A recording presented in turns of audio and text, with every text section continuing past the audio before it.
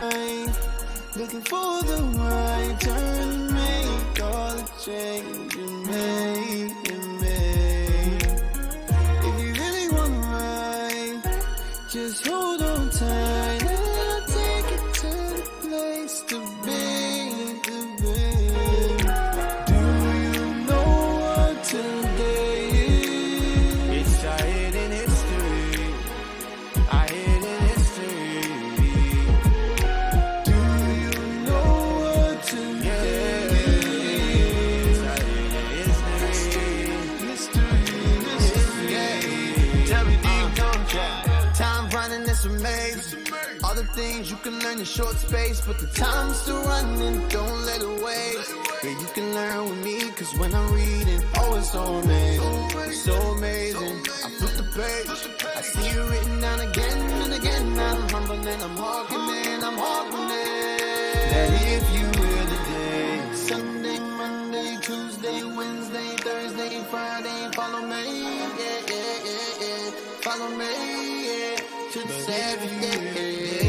Sunday, Monday, Tuesday, Wednesday, Thursday, Friday, Friday, yeah, to the Saturday. Then we go and keep it holy, we make it to the next day. Do you know what today is? It's our hidden history.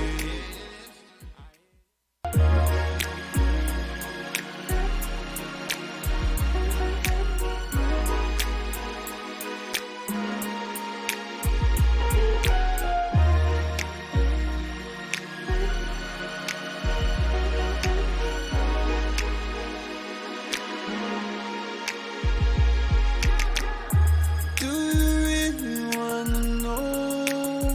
Well, I really wanna know, yeah. Cause there's a place so amazing with all the things I really wanna know, yeah. I'm driving all night, looking for the right turn, make all the change you made. If you really want right, just hold on tight and I'll take it to the place to be. Do you know what today is? It's our hidden history. Our hidden history. Do you know what today is? Our hidden history. Tell me, do you know? Time running is a maze. All the things you can learn in short space, but the time's still running, don't let it waste. Yeah, you can learn with me, cause when I'm reading, oh, it's so amazing, so amazing. I flip the page, I see it written down again and again. I'm humbling, I'm hawking it, that if you will today, Sunday, Monday, Tuesday, Wednesday, Thursday, Friday, follow me, yeah, follow me, yeah, to the Saturday. Sunday, Monday, Tuesday, Wednesday, Thursday, Friday, Friday, yeah, to the Saturday. Then we go and keep it holy, we make it to the next day. Do you know what today is? It's our hidden history.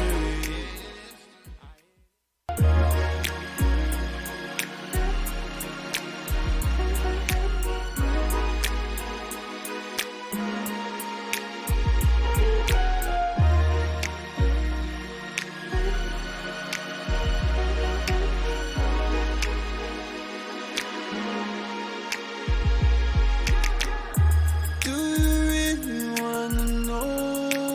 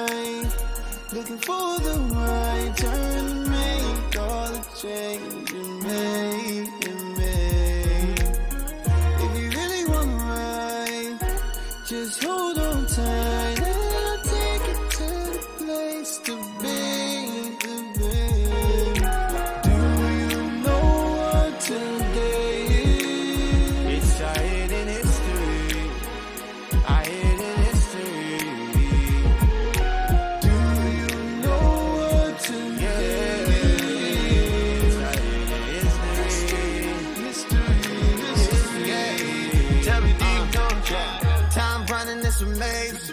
All the things you can learn in short space, but the time's still running, don't let it waste.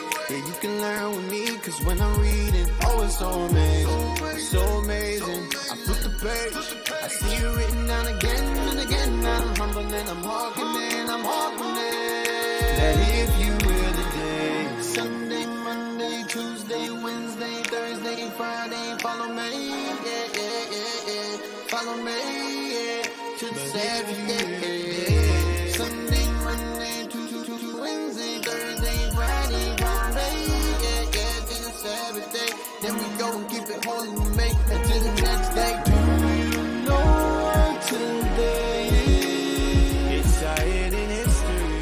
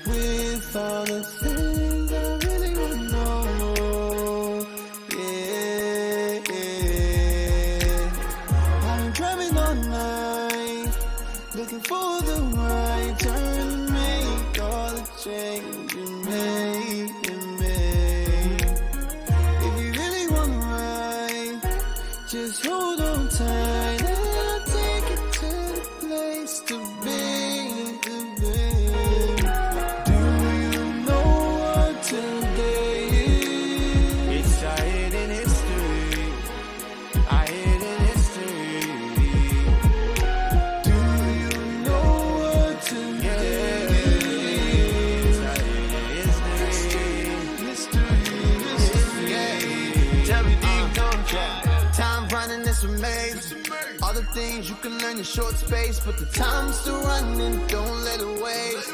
Yeah, you can learn with me, cause when I'm reading, oh, it's so amazing, so amazing. I flip the page, I see it written down again and again. I'm humble and I'm hearkening, that if you will today, Sunday, Monday, Tuesday, Wednesday, Thursday, Friday, follow me, yeah, follow me, yeah, to the Saturday. Sunday, Monday, Tuesday, Wednesday, Thursday, Friday, Friday, yeah, to the Saturday. Then we go and keep it holy, we make it to the next day. Do you know what today is? It's our hidden history.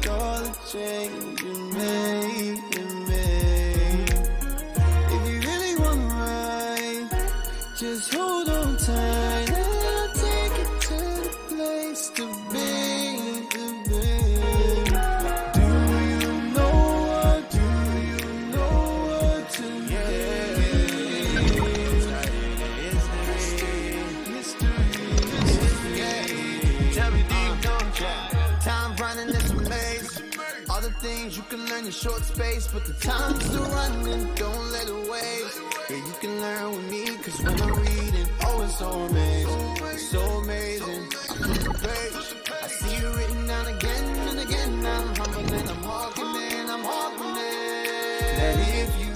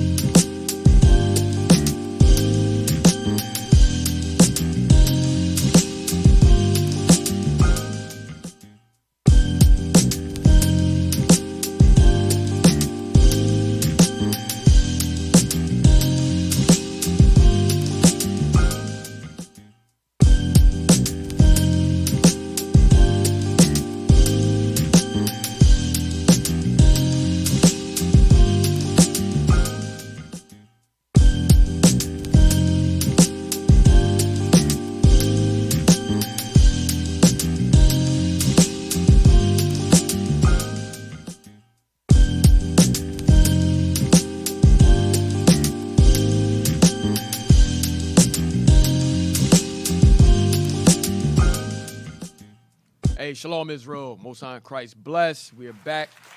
I would like to give a shout out to IT. We had a couple of technical difficulties, so we apologize for the late start.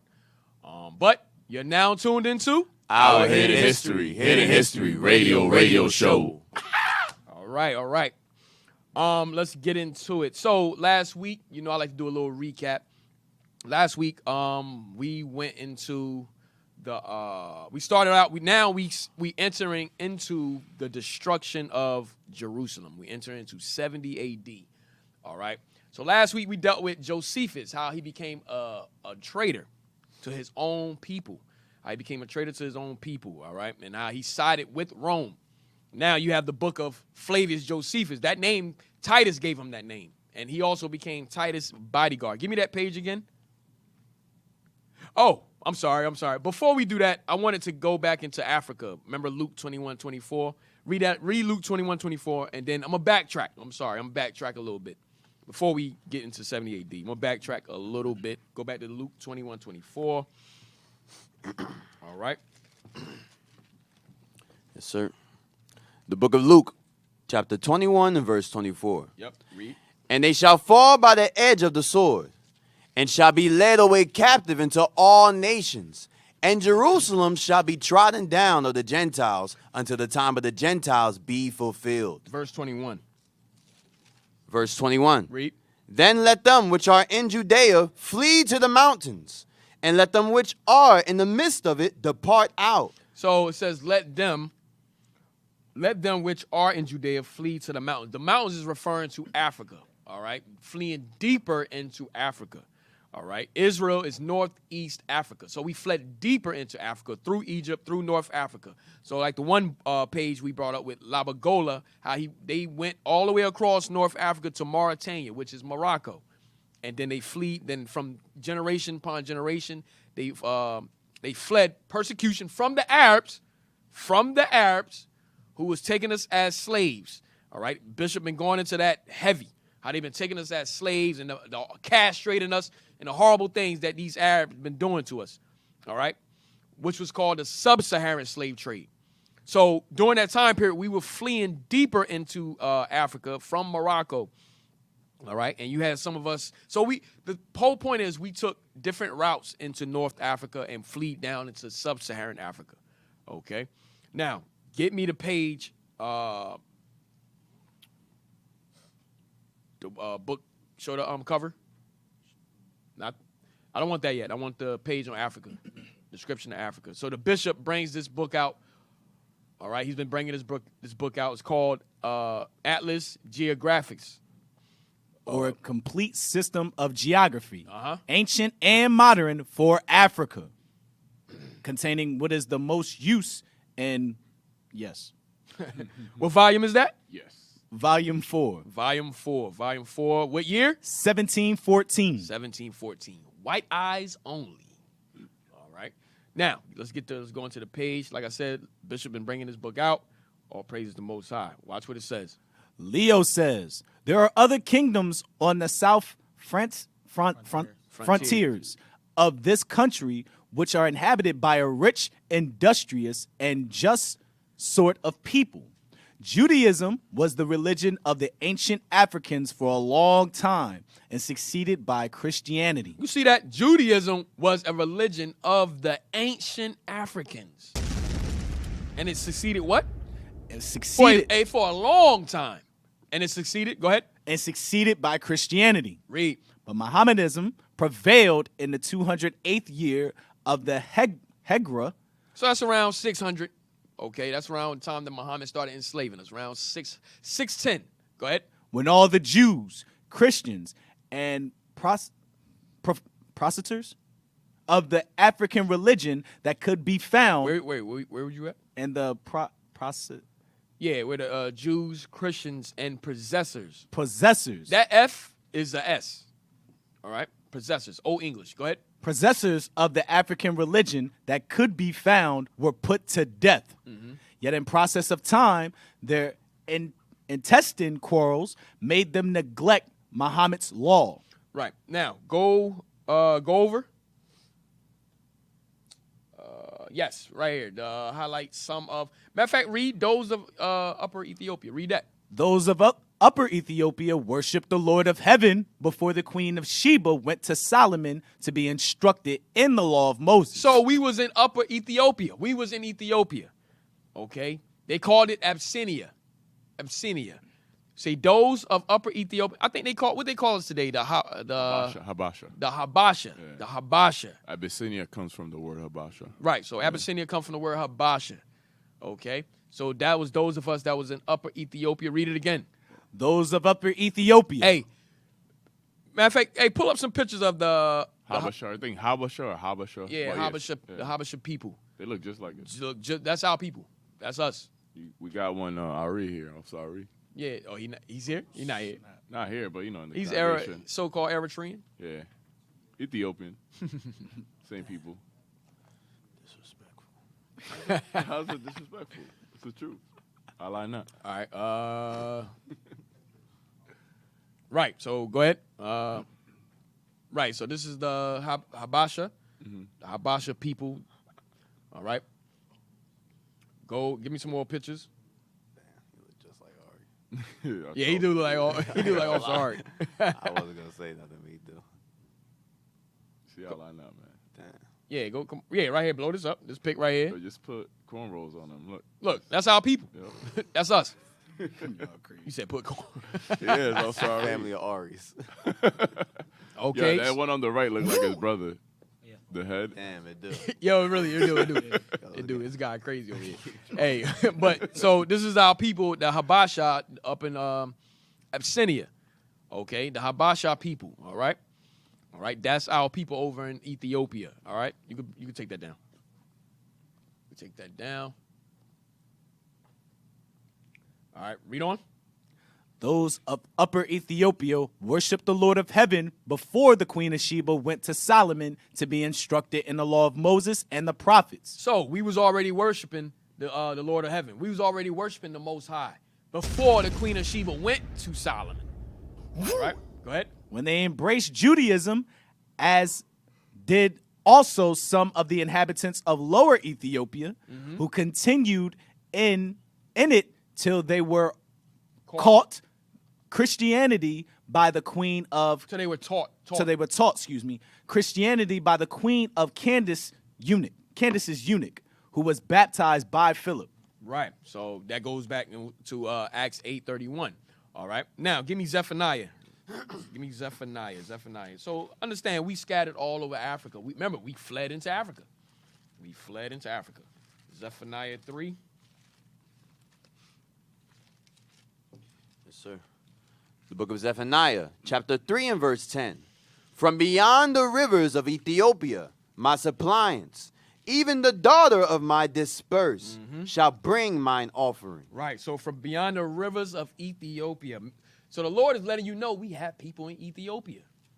All right. We have people around that area. Ethiopia, Burundi, Uganda. Our people is there. We scattered. Remember, we fled. Luke 21:24. All right. Read again. From beyond the rivers of Ethiopia, my suppliants, even the daughter of my dispersed, shall bring mine offering. Right. So we shall bring the Lord's offering from Ethiopia. All right. Go back to the page.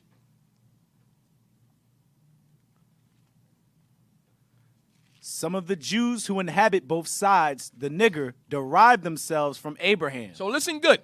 Some of the Jews who on both sides of the nigger. The nigger is the Nigger River. Go ahead. Derive themselves from Abraham. They derived themselves from Abraham. Read. Others fled hither from Africa, Asia. when Vespasian destroyed Jerusalem. This is what I wanted to get to. You had those of us that fled from, others fled hither from Asia when Vespasian destroyed Jerusalem, 70 A.D. Read. Or from Judea when 'twas wasted by the Romans, Persians, Saracens, and Christians. Read. Some were banished from Italy in 1342. So you had some of us that was banished from Italy. In 1342, we were banished from Italy. Read. From Spain in 1462. From Spain in 1462, read. From the Low Countries in 1350. Read on. From France in 1403. And from England in 1422. Read. These all differ in habit and are divided into several wealthy and numerous tribes, but have no dominion, are despised of all nations. Right, we're despised of all nations, meaning the Hamites, the Arabs, all right? We despise of those nations. So-called white man, we despised of those nations, okay? And even those that was keeping the laws, we would despise even our own at that time. Because remember, you had those of us that was in Africa that started mingling with the Hamites and following their customs. Okay, so now here we go. Here go those of us that's keeping God's laws, and we was hating on one another. All right, so I mean, those of us that was in pagan customs was hating on those of us that was keeping God's laws at that time. All right, so take that page down. Hey, officer. Go ahead. You know how leadership always says a lot of the tribes in Africa, scattered in Africa, is Northern Kingdom. This scripture, as well as 2nd Ezra, shows that because, remember, it says in 2nd Ezra, they entered in through the Euphrates. The rivers beyond the Ethiopia, which would be the Blue Nile, if you go further east, is where the Euphrates at. And then you got tribes like the Yoruba saying they have stories of them traveling from Assyria into that land. So Right. it's showing that. Right. All praises. So get now go back. Let's go back to Josephus. Josephus.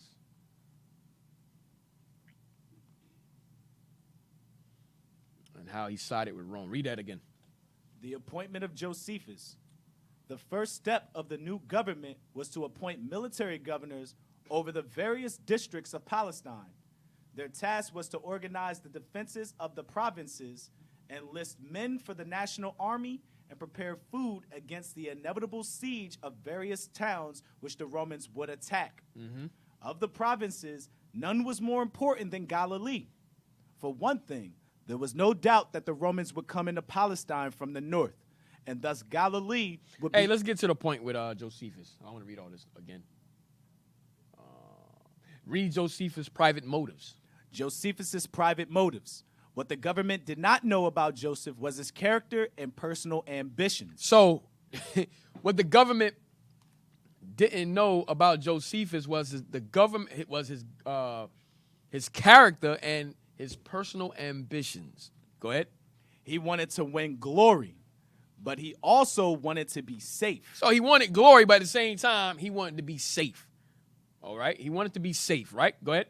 His first visit to Rome had taught him to respect its might, and he became convinced that the Jews would be unable to prevail against it. So he already had in his mind that, we can't win this. That's no different from the spies and That spied the land. Yeah, that spied out the land. They came back with the evil report, like, we're not gonna be able to beat them. All right? He did the same thing when he went to Rome and visit Rome. He was like, they too powerful for us. We can't take them. Read on. Under the circumstances, he was ready to do everything possible to gain power, but he was hesitant about using it against Rome. Right, so he's hesitant about Rome. Go ahead. He was becoming fearful now. He's becoming fearful. Go ahead. It did not take long for some of the ardent Galilean patriots to see through Joseph. His bitterest enemy. Read that again. It did not take long for some of the ardent Galilean patriots. So those of us that was in his army, because he was a general. So it didn't take long for those of us to see his what? To see through Joseph. To see through him, to see his spirit, to see like something's off with this guy. He's acting funny. He's moving different. Go ahead. His bitterest enemy in Galilee was Johanan. His ambitions was not with his own people.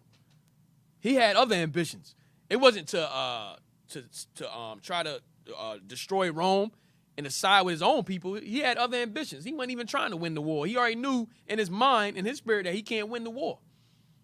But the men that was with him, they was ready to die for the cause. They were the zealots. They was ready to die for the cause, but not him. He wasn't ready to. He was ready to. How Christ said it. He said he was trying to save his life. That's what he wanted to do. Oh, any man save his life, he shall lose Yeah, it. yeah. He was trying to save his life. That's what he wanted to do. Read on. His bitterest enemy in Galilee was Johanan of Gischala, who accused him of dealing very gently with the property of the Jewish aristocrats. Read. Instead of confiscating this property of Jews who were on the side of Rome so as to use it for fighting the battles of the Jews, Joseph simply returned the property to its owners. At last, the government in Jerusalem sent men to investigate Joseph's activities. Yeah, because they like, yo, what the hell? What's up with this dude? He's sending back property. You know, he's moving. He's moving real funny to us. Go ahead.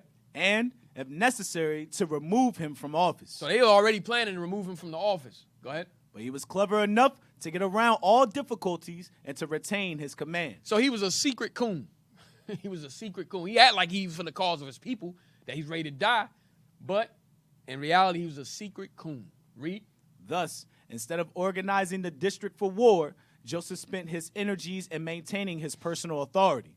You see that? He didn't care enough about the people. He wanted his personal authority. And guess who he wanted that authority from? Rome. He was no different from the Herodians. They're going to get me with the Herodians. He was no different.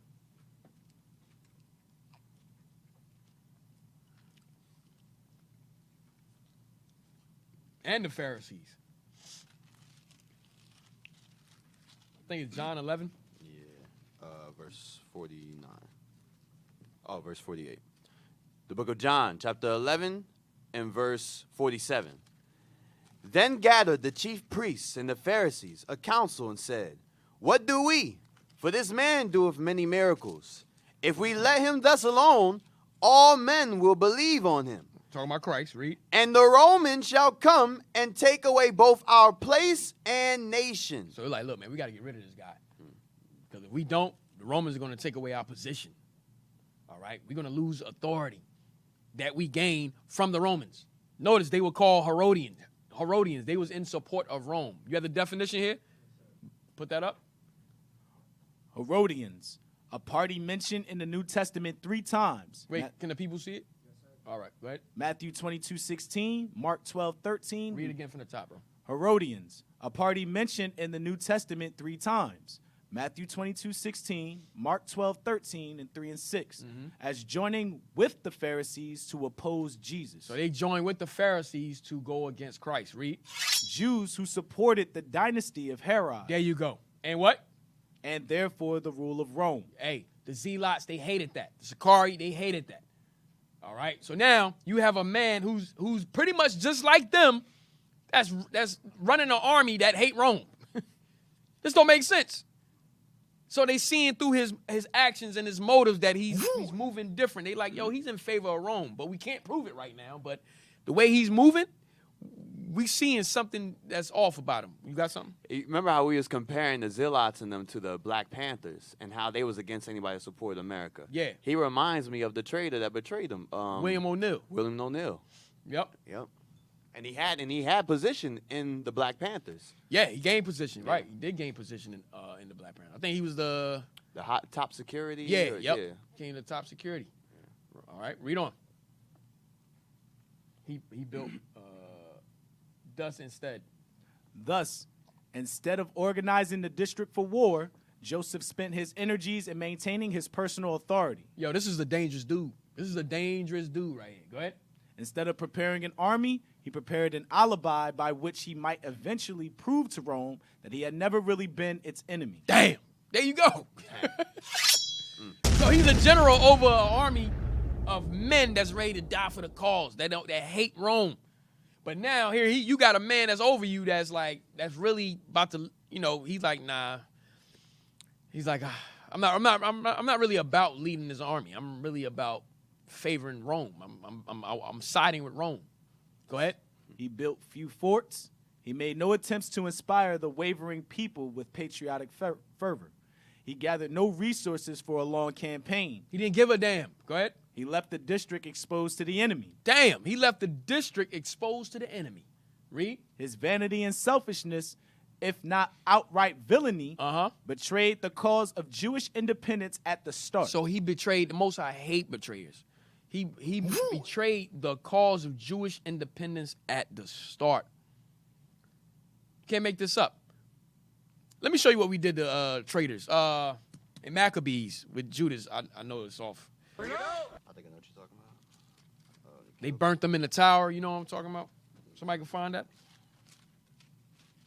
We didn't play around with traitors, man.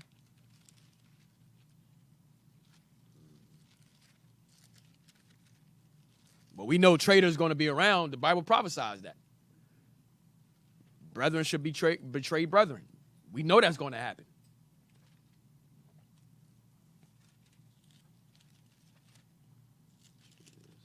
Hey, until you find it, hey, read on.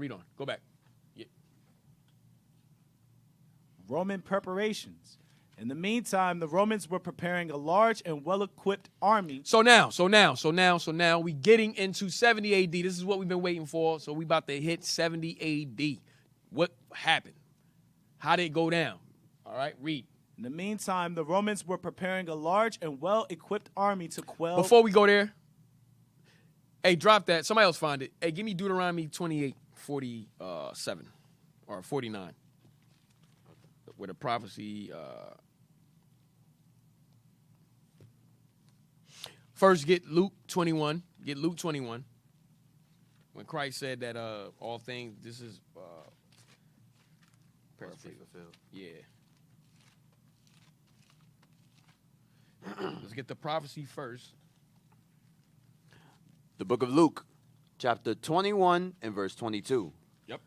For these be the days of vengeance, that all things which are written may be fulfilled. So Christ said, these be the days of vengeance. Vengeance, that all things which are written may be fulfilled. Where was it written? What is Christ referring to? Now give me Deuteronomy 28. Deuteronomy 28, the prophecy. The curses. Start verse 49. Yep. Deuteronomy chapter 28, verse 49. The Lord shall bring a nation against thee from far, from the end of the earth, as swift as the eagle flieth. So we know the eagle is talking about Rome, Esau. A nation whose tongue thou shalt not understand. Why? Rome spoke what? Latin. They spoke Latin. So we didn't understand that tongue. Go ahead. A nation of fierce countenance, which shall not regard the person of the old, nor shew favor to the young. So they didn't give a damn about the old, the young, or the kids, the children. Read. And he shall eat the fruit of thy cattle, and the fruit of thy land, until thou be destroyed. Now, remember, we use this because they did the same thing over here in America. They did the same exact thing. That was Rome all over again. Okay. Read on. Which also shall not leave thee. But at that time, they were speaking Spanish, which comes from what? Latin. Spanish that they were speaking derived from Latin. Go ahead. Which also shall not leave thee either corn, wine, or oil, or the increase of thy kind. Right. So that goes into colonialism. Read. Or taking up all the resources. Read. Or flocks of thy sheep, until he have destroyed thee. Verse 52. And he shall besiege thee in all thy gates. He shall do what? He shall besiege thee in all thy gates. What did Christ say when Rome came in? He said when a nation, when the army, Jerusalem shall be compassed. right, when Jerusalem shall be compassed with armies, that's a besiege. Read it again. And he shall besiege thee in all thy gates. Read. Until thy high and fenced walls come down. Read. Wherein thou trustest. Throughout all thy land. Because they said, look, we had the strongest walls. Okay, no one could penetrate through our walls. It took them 3 years. Yeah, Titus, right. It took him Besiege us 3 years to 3 years, besiege yeah. us. Because we had the strongest forts, the strongest walls. He could not take it down. Right? Go ahead. That's And- why it says, read that part again. And fenced walls come down. No, And until thy high and fenced walls come down. read 52 from the top. Yes, sir. And he shall besiege thee in all thy gates, until thy high and fenced walls come down. Read. Wherein thou trustest. Right, wherein we had trusted. Read. Throughout all thy land. And he shall besiege thee in all thy gates throughout all thy land. Right, because remember, he didn't just besiege Jerusalem. That was last. He besieged Galilee. They besieged Joppa. They besieged our whole land. Go ahead. Which the Lord thy God hath given thee. Read. And thou shalt eat the fruit of thy own body, the flesh of thy sons and thy daughters, which the Lord thy God hath given thee, in the siege and in the straitness wherewith thine enemies shall distress thee. Right. That's why Christ said, woe to them that give suck in that time. Okay, woe to them that give suck in that time. Meaning, woe to them that's breastfeeding around that time. That this pop off. Why? Because read that part again. And thou shalt eat the fruit of thine own body. We will be eating our own children at this time. Read. The flesh of thy sons and of thy daughters, which the Lord thy God hath given thee, in the siege and in the straitness wherewith thine enemies shall distress thee. Read on. So that the man that is tender among you. So understand. Give me Jeremiah 19:9, because I know a lot of the curses are generational. This didn't just happen 70 AD. Okay, they happened to us in our captivities, right? In all our captivities. So Jeremiah 19:9. This is the Babylonian captivity. Same thing happened. I just wanted to bring that up. Jeremiah chapter 19 and verse 9. Read. And I will cause them to eat the flesh of their sons and the flesh of their daughters. And they shall eat every one the flesh of his friend in the siege and straitness, wherewith their enemies and they that seek their lives shall straiten them. Remember the scripture in 2nd Ezra says the Most High judgments are like a ring. The Most High judgments are like a ring. They go around and around. Okay, history repeating itself pretty much. All right, so this didn't just happen 70 AD. This happened in all our captivities. This was going on. All right, so now I'm showing you here it happened during the Babylonian captivity also as well. All right, but our focus right now is 70 AD. I was going to say concerning this scripture as well, when you read up, it talks about the valley of Hinnom. You know how you're saying that judgment goes around and you reap what you sow. What Israel was doing in the valley of Hinnom was sacrificing their children. So he said, all right, you're going to sacrifice your children. I'm going to make you eat your children. Make you eat your children. Crazy. All right. Hey, yeah, get a symbol of Rome, the eagle. The eagle. Bring that up. Yep. That's the symbol of Rome, the eagle, and likewise in America. In the good old USA. Same symbol. America is an extension of ancient Rome. All right. Letting you know the eagle, it symbolizes Esau, that race of people. That whole race. All right, go back to Deuteronomy 28. Book of Deuteronomy, chapter 28 and verse 55. Verse 54. So that the man that is tender among you and very delicate, his eyes shall be evil toward his brother, and toward the wife of his bosom, and toward the remnant of his children, which he shall leave. Right. So the man that's tender among his own family is going to be an evil eye amongst everybody at this time. Everybody pretty much for self. That's what's going on. Everybody for self right now. All right. Read that part again. So that the man that is tender among you and very delicate. Loving. The man that is loving, that loves his family. Go ahead. His eyes shall be evil toward his brother. Evil eye towards his brother. Read. And toward the wife of his bosom. And toward the remnant of his children, which he shall leave. And also you see that with the Zealots, how they was carrying on. They was killing. Yeah. It was a murder. It was a bloodbath. It was Chirac in Jerusalem at this time. We didn't give a damn. Just like it is today.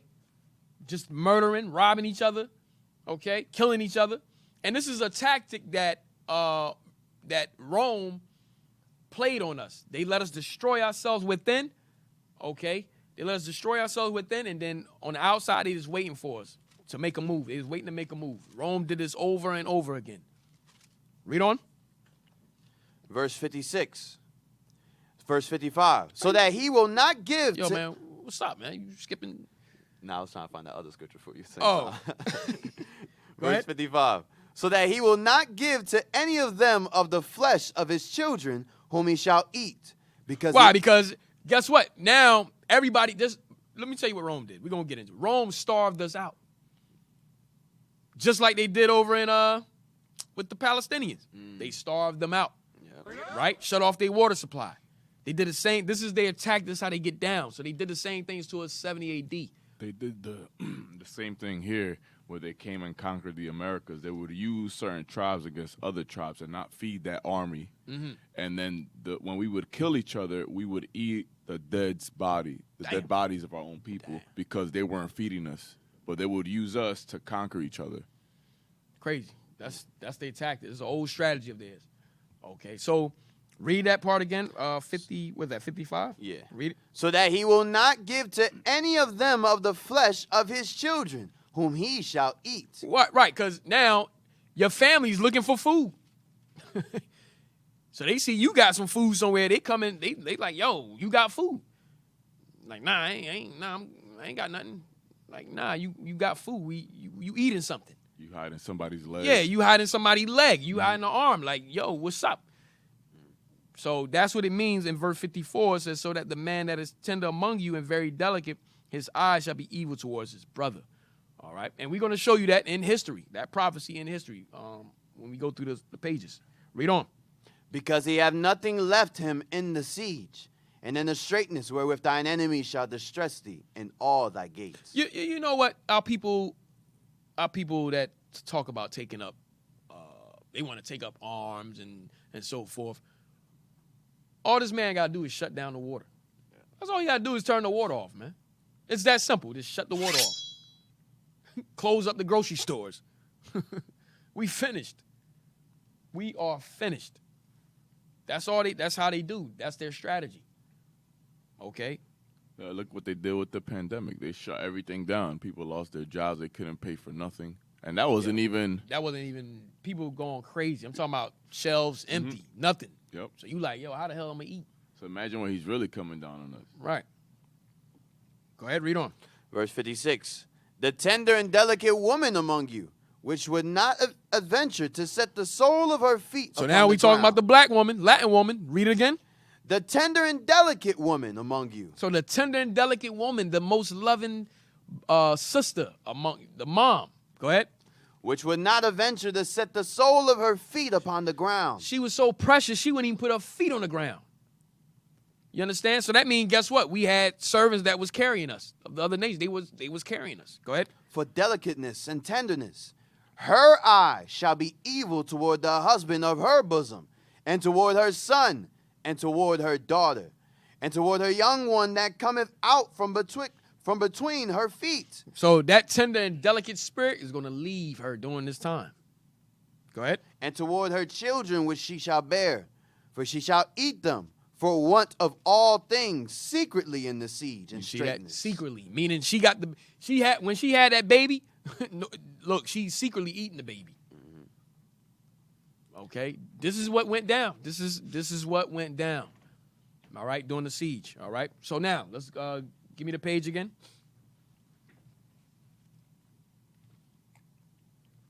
Read that. Roman preparations. In the meantime, the Romans were preparing a large and well-equipped army to quell the revolution. So the revolution is the zealots and them and so forth that was planning to go up against Rome. Remember, we won the first quarrel that we had with Rome. We won that. So that now we think we high and mighty now. We won that. We good. We started trying to set up a government. All right. We started trying to get ourselves in order, get organized, right? Because we think we got some type of independence from Rome now. We won that, right? Go ahead. Emperor Nero and his advisors fully recognized the danger of letting the Jews win even a partial victory. So that victory that we won before was a partial one. It wasn't a victory again. We wasn't winning against Rome. Remember the Most High. Give me Psalm 19:17. Psalm 19:17.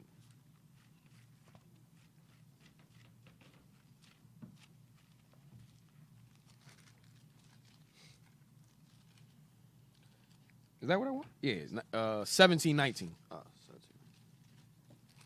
The book of Psalms. 13. Yeah, 13. Okay. The book of Psalms, chapter 17, verse 13. Yeah. Arise, O Lord, disappoint him, cast him down. Deliver my soul from the wicked, which is thy sword. So the wicked is God's sword. The wicked is God's sword. That's the Most High sword. So we was not winning that. We going up against God. We fighting against God now. Read on. Already, after the defeat of Cestius Gallus, rumors began to circulate that several other nations of the East and I'm sorry. Y'all know that scripture where Christ said, "What would he?" I think it was about the husbandry. He said, "What would y'all do when I send my army? When God sends His army against you?" Y'all know what that's at? When It was a the different servants. He said, "What will the Lord do to them when He sends His army," or something like that? Yeah, Or what will you do when God sends His army? I know you're talking about when he killed the son they sent. Yes. If you can find that, you can read on. You ain't got to look. Why are you looking for? Go ahead. already, after the defeat of Cestius Gallus, Let me know when you find it. All right. Go ahead. rumors began to circulate that several other nations of the East, inspired by the example of the Jews, were making ready to join them against Rome. Read. A strong army and a good general were needed.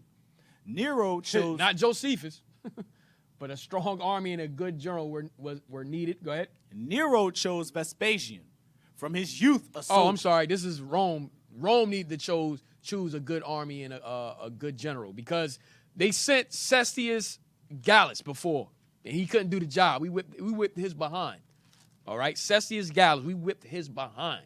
He could not do the job. So now they say, look, we need to send a strong general and a good army. Same thing during the Greek. Remember the Greek with Heliodorus? He was like, who was it? Antiochus?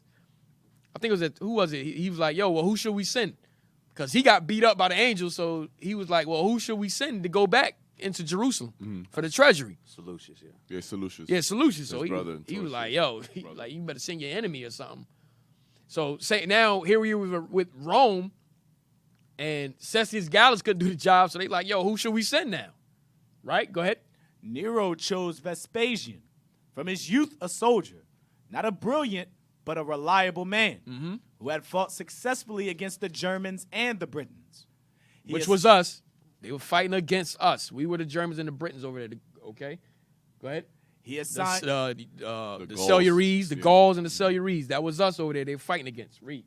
He assigned 3 experienced legions to Vespasian, in addition to several contingents of cavalry. When Vespasian arrived in Antioch, in Syria, he called upon and received further reinforcements from the Syrian kings who were subordinate to Rome. So he's gathering a large army. Okay? This is Vespasian. Nero and Vespasian. Okay, Nero was, remember, Nero was the emperor at the time still, and then you had Vespasian. All right, go ahead. Including several thousand soldiers from Agrippa. Altogether, the Roman gathered an army of over 60,000 well-trained and excellently equipped men. They wasn't playing, man. They was going to win this fight. Go ahead. With these, he began to march south into Galilee. All right, next page. So now this is the conquest of Galilee. Go down. And then you have the fall of Joppa. Okay, Jotapata. All right, let's read that. Let's go back up top.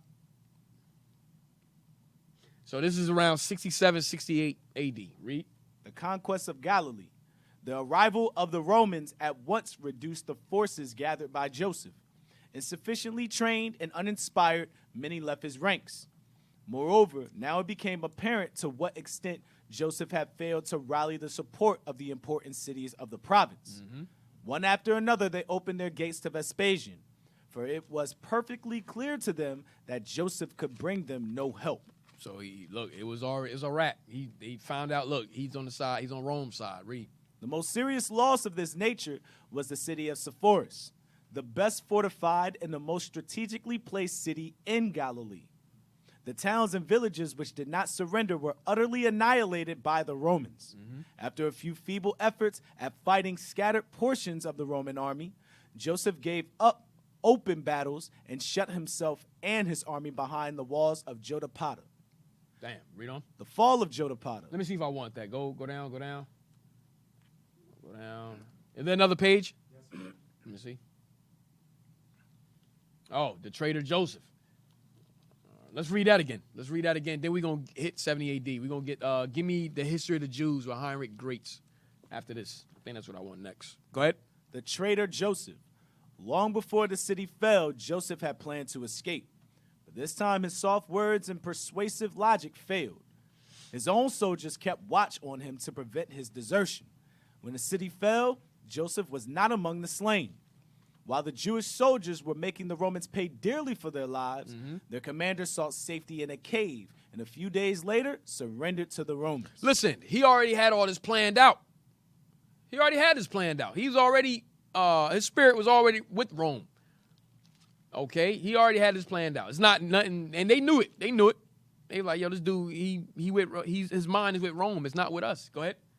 All this Joseph himself records in the great book he, under his Roman name Flavius Josephus, wrote some years later in order to justify himself. He took on a cool name that he got from Titus. He took on a cool name, and then he wrote about himself trying to justify what he did. Read. Hold up. For his desertion of the Jewish cause, as well as to flatter the family of Vespasian and the Romans. He pretended to believe that it was all preordained by God, and that God had granted him prophetic powers so that he could foresee the results of the war. He thought he was doing the service of God. That's what he thought he was doing. He was doing the service of the damn devil. He thought he was doing the service of God. He hated his own people. He was a coon. Read. Perhaps it was his gift of prophecy which saved his life, but it was far more likely to have been the proof he produced of his loyalty to Rome, even while he was leading the Jewish army. Hey, hold on. Read, he pretended again. Notice it says he pretended. Read. He pretended to believe that it was all preordained by God, and that God had granted him prophetic powers so that he could foresee the results of the war. So why didn't he tell his army that then? Why didn't he let his armies know what was going to be the outcome of the war? He kept it all to himself. Why? Because he wanted to side with Rome. Remember, it said he pretended that this is what was happening. Go ahead. Perhaps to justify himself of deserting his own army, deserting his own people. Read. Perhaps it was his gift of prophecy which saved his life, but it was far more likely to have been the proof he produced of his loyalty to Rome, even while he was leading the Jewish army against the Romans. That was it. Perhaps it was his gift of prophecy which saved his life, but it was far more likely to have been the proof he produced of his loyalty to Rome. That was the issue. But he's trying to clear himself of that. Go ahead. A more convincing proof was his willingness to serve Rome against the Jews from then on. Damn, read. For he was attached to the staff of the Roman general. His special assignment was to weaken the morale of the Jewish fighters. That was his... Wait a minute. Read, start from a more convincing proof again. A more convincing proof was his willingness to serve Rome against the Jews from then on. Read. For he was attached to the staff of the Roman general. Hold on. While he was leading the army, he was already attached to the staff of the Roman general. Listen, while he was leading his own people in the army, his mind was already with Rome. He was already attached to their staff as a Roman general. Watch the next part. His special assignment was to... His special assignment. He became an informant. Just like William O'Neill. He had a special assignment. This is Josephus. So when he became attached to Rome, they gave him a special assignment to do what? Was to weaken the morale of the Jewish fighters. His assignment from Rome was to weaken the morale of all of the Jewish fighters that was under him. Can't make this up. Hated his own people. We got those two scripts you wanted too. The You got it? Maccabees and Luke. All right. All right, read that, because that's all I want from this page. Okay. Hey, while he getting that, give me History of the Jews, page 300. All right, so let's get into 70 AD. Read that. Which one you want, Maccabees or Luke first? Get Maccabees. Okay. Second Maccabees, chapter 10 and verse 20. Now they that were with Simon, being led with covetousness, were persuaded for money through certain of those that were in the castle, and took 70,000 drachms, and let some of them escape. See what's going on here? This is our people. Read. But when it was told Maccabeus what was done, he called the governors of the people together, and accused those men that they had sold their brethren for money. That they did what? They have sold their brethren for money. That they sold their own people out for money. Read. And set their, Covetousness. Read. and set their enemies free to fight against them. Can't make this up. Read. So he slew those. So this is what happens to traitors. Read it again. So he slew those that were found traitors, Uh-huh. and immediately took the 2 castles. So Judas didn't play around with traitors. He didn't play around with those that betrayed their own people, man. Okay? He took them that betrayed them, and he killed them. That's right. All right? So we didn't play around with no traitors. And those enemies they let loose were Idumeans. Yes, all. right. He let the Idumeans loose. Yep. Right? All right, so get the other scripture. Yes, sir. The book of Luke, Mark chapter 12 and start at verse 1. And he began to speak unto them by parables. A certain man planted a vineyard and set a hedge about it, and digged a place for the wine fat, and built a tower, and let it out to husbandmen, and went into a far country. And at the season, he sent to the husbandman a servant. That's the Most High. That it says a certain man planted a vineyard and set on hedge about it, and digged a place for the wine fat, and built a tower, and let it out to husbandmen. Go ahead. Meaning the husbandmen are the leaders. Go ahead. And at the season, he sent to the husbandman a servant, that he might receive from the husbandman of the fruit of the vineyard. And they caught him and beat him and sent him away empty. And again he sent unto them other servant. And The servants are the prophets. Read. And at him they cast stones and wounded him in the head and sent him away shamefully handled. So showing you they was killing the prophets. Read. And again he sent another, and he killed them and many others, beating some and killing some.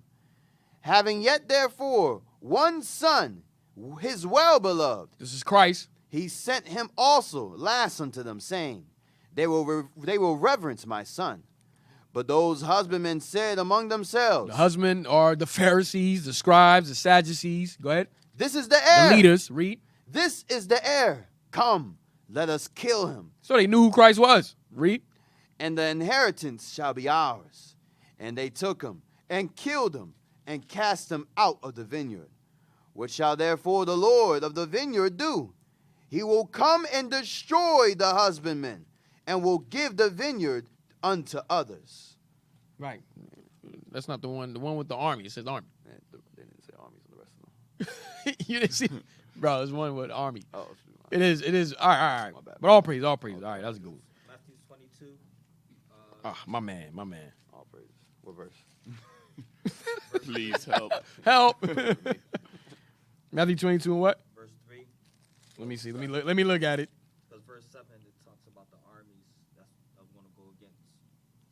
Yep. That's it. Yep. That's it. That's it. Oh, That's okay. what I wanted. All praises. All praises. Thank you. Thank you, sir. Matthew chapter 22. So do you still have ill will against your brethren for helping you? That's Emmanuel over there. As a it's a manual now. Yeah, God is with you, brother. Matthew All praises. chapter 22 and verse 1. And Jesus answered and spake unto them again by parables, and said, The kingdom of heaven is like unto a certain king, which made a marriage for his son, and sent forth his servants to call them that were bidden to the wedding, and they would not come. Again, he sent forth other servants, saying, Tell them which are bidden, Behold, I have prepared my dinner, and my oxen, and my fatlings are killed, and all things are ready. Come unto the marriage. But they made light of it, and went their ways, one to his farm. What verse you at? Verse 5. Read. One to his farm, another to his merchandise. So letting you know that Christ said there's certain these men were bidding to the wedding. They had their place in the wedding at the marriage. All right, but they had other things on their mind that they wanted to do. So they wanted to take care of. Meaning their mind was in the world still. Okay, they wanted to bury their father. They cared about their job. All these different things, right? Go ahead. Read that part again. But they made light of it, and went their ways, one to his farm, another to his merchandise. And the remnant took his servants and entreated them spitefully and slew them. Right, so they killed the prophets. Watch this. But when the king heard thereof, he was wroth, and he sent forth his armies. He sent forth what? His armies. Read. And destroyed those murderers And burned up their city. This is Rome. Okay, Rome. So it said this 70, Christ letting you know 70 AD. He said, but when the king heard thereof, he was wroth and he sent forth his armies. Okay. Remember we read Psalms. Get that again? 17:13.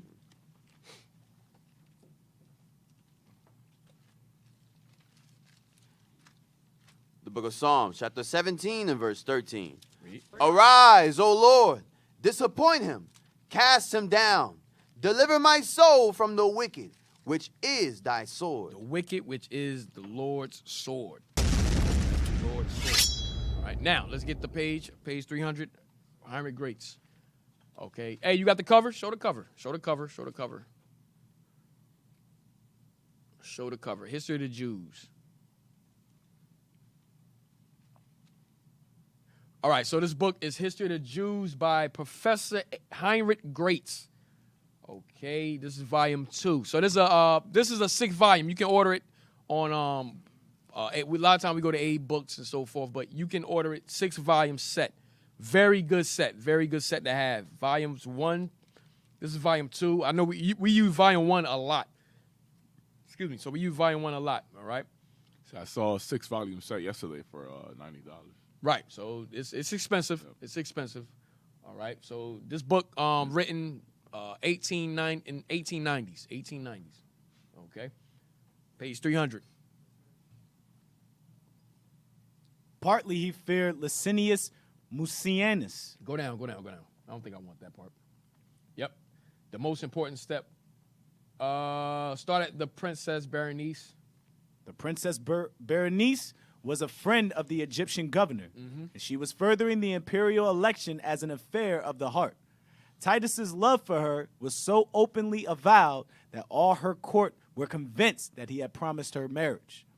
It was therefore not unnatural that she should employ all the means suggested by her imagination and made all possible by her personal charms to attain this end. The most important step was to gain Tiberius Alexander's support for Vespasian, and in this she succeeded admirably. The governor of Egypt responded to her appeal by making his legions swear fealty to him whom they now call emperor. A few days later, the legions stationed in Judea, and the Syrian troops under the command of Mucianus also tendered their allegiance to Vespasian. So now, remember the title, all right? We dealing with the 7th feather, Vespasian. Now he's the emperor. He's the emperor, right? Go ahead. And his son Titus was his general. Go ahead. The possession of the coveted purple was enough to make Vespasian for the time being forgetful of the conquest of Judea. So they got comfortable, complacent. They forgot about us, right? Go ahead. Accompanied by his son Titus, he repaired to Egypt, where they received the news of Vitellius's death, December 69. So this is December 69. Read. An event which had drawn forth but the contemptuous scorn of his people. Read. And how did Jerusalem spend the 2 years of peace that Vespasian granted her? So Vespasian granted our city, Jerusalem, 2 years of peace. Was it really peace? We're going to find out what was happening.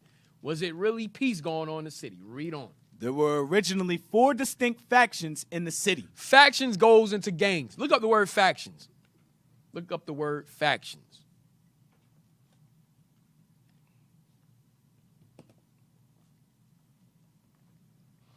Factions. Faction, a small organized dissenting group within a larger one, especially in politics. Synonym? Clique. A clique. Factions, a clique. Come on. Coterie. Uh-huh. Caucus, cabal, block, camp, group, grouping, side, sector, section, wing, arm, branch, division, contingent, set, ring, lobby, ginger group, pressure group, Splinter group. Okay. That's your zealots in them, right? Go ahead. fringe movement, minority group. All right. So a faction, pretty much a gang. We're gonna read. We're gonna read on. Go back.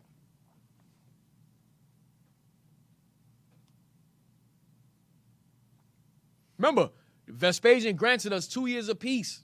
Remember, he just became the emperor. So he chilling right now. He just trying to get things in order. Right? Well, watch what we was doing. There were originally 4 distinct factions in the city, without counting the more moderate. These were the Jerusalem Zealots. So you got the Zealots? Under Eleazar ben Simon and Simon ben Ezron, consisting only of 2,400 members. Read. The Galilean Zealots. So you got the Galilean Zealots, right? Go ahead. Under John, numbering 6,000 armed men. The Simonists and Sicarii outnumbering the rest by their army of 10,000. So you have the Simonists and then you have the Sicarii. All right, go ahead. And the Idumeans under Jacob ben Sosa and Simon ben Kothla, a troop of 5,000 men. Read. These 24,000 heroic patriots might have put their valor to some account in one decisive battle, could they but have acted in harmony. United. If we could, listen, we had 24,000 heroic patriots. It says these 24,000 heroic patriots might have put their valor to some account in one decisive battle. Could they but have acted in harmony if we united? But you know how niggas do. You know how Negroes get down. Remember, we came together during Cestius Gallus. We came together. We beat them. But now we fighting each other now, right? Go ahead. But not one of their leaders was capable of sacrificing his own ambition to the general good. I want to be the head nigga in charge. He wanted to be the head Negro in charge. Read. The followers of Eleazar claimed precedence on the grounds of their being natives of Jerusalem and of having thus given the first impulse to the movement. John insisted upon his superiority on account of his quickness and perception and readiness in action. And Simon felt revengeful towards the Zealots, who had dared quell his disorder. Read. Members of the 4 different factions were perpetually meeting and fighting in the streets. Gang wars. Gang wars in the streets. Jerusalem. That's what was going down. Read that again. Members of the 4 different factions were perpetually meeting and fighting in the streets. That's like the Bloods. That's like the Crips, MS-13, Latin Kings. That's like they all just fighting in the streets, man. Go ahead. Giving the enemy both the time. The gangster disciples, the vice lords, okay, that you have in Chicago. All right, read on. Giving the enemy both the time and the opportunity. Giving the enemy what? Both the time and the opportunity. To do what? To devastate the surrounding country. This is a tactic and strategy of Esau. They did it time and time again throughout history. They waited for us to kill each other, and then they came in. Read. For it was almost certain that no one faction... like today, put guns in their neighborhoods, put drugs and so forth, let them kill each other, and then we just take it back over. Then we'll lock them up, put them away. Go ahead. For it was almost certain that no one faction would dare oppose the Romans, and equally certain that the 4 factions would not combine in arms against them. Damn. All right, 70 AD, here we go. Titus, the new heir... Matter of fact, before we get into it, we're going to take a quick break. All right, so let's take a quick break before we get into 70 AD. All right, so we're going to take a break. We'll be back. You can text us at 267-702-6121. Again, you can text us at 267-702-6121. All right, we'll be back after the break. There will come a time when black people wake up and become intellectually independent enough to think for themselves, as other humans are intellectually independent enough to think for themselves. Then the black man will feel for other black people. And this new thinking and feeling will cause black people to stick together. And then at that point, you'll have a situation where when you attack one black man, you are attacking all black men. And shall set up an ensign for all the nations. The word Gentiles means nations. And shall assemble the outcasts of Israel, and gather together the dispersed of Judah from the four corners of the earth.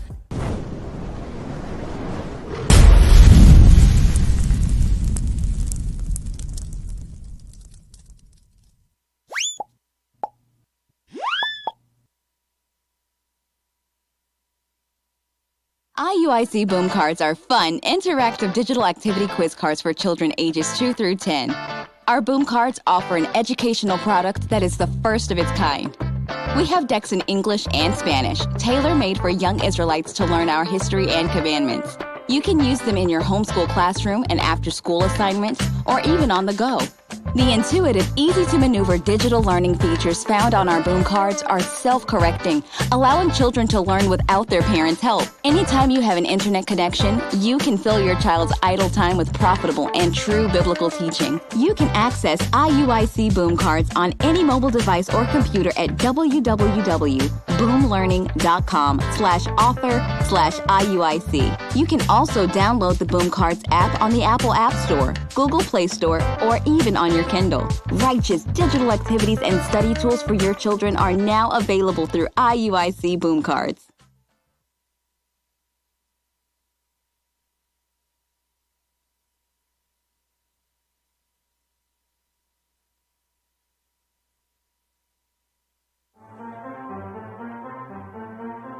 Leave me alone, I'm in the zone. Walk in the building like give me my throne. You want the smoke, then it comes to the dome. I take over Texas and make it my home. Skirt, boom, fly through the room. Fly in a ship that look just like cartoon. You want the smoke, we got armies on moons. The Lord get an order, we move to the tomb. 12 never lacking from Texas to Jackson. We been about action, the South be a faction. We got the numbers to make you a fraction. My Bible is precept, now that's really matching. Go to the place where they put us on ships. Throw us the power, I summon a whip.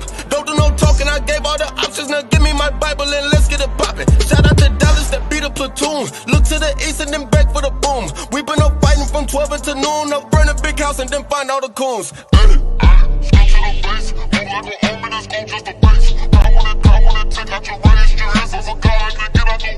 Let's go to war, let's go to war, let's go to war, let's go to war, let's go to war. Bring me my sword, let's go to war, let's go to war, let's go to war, let's go to war, let's go to war.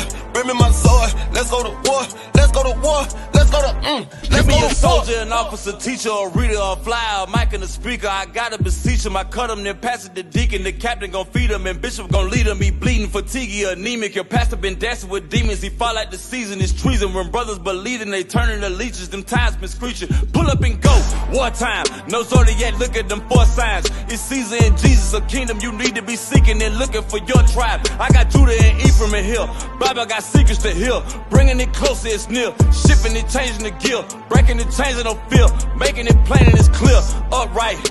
Just around getting the foresight. Seeing the vision right from the beginning. But these niggas playing like Fortnite. We gotta repeat for real. I want to stand still.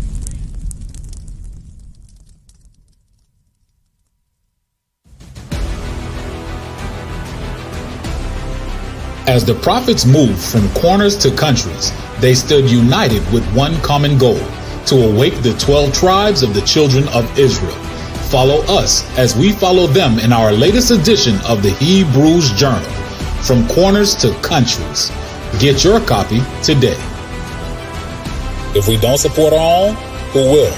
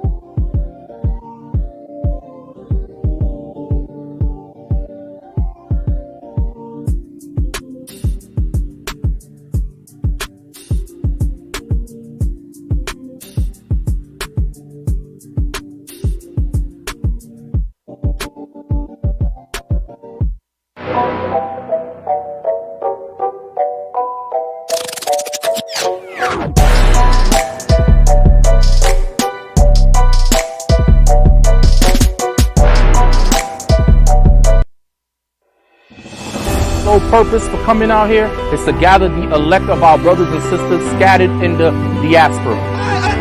King Solomon was the son of King David. Jesus Christ come from that bloodline.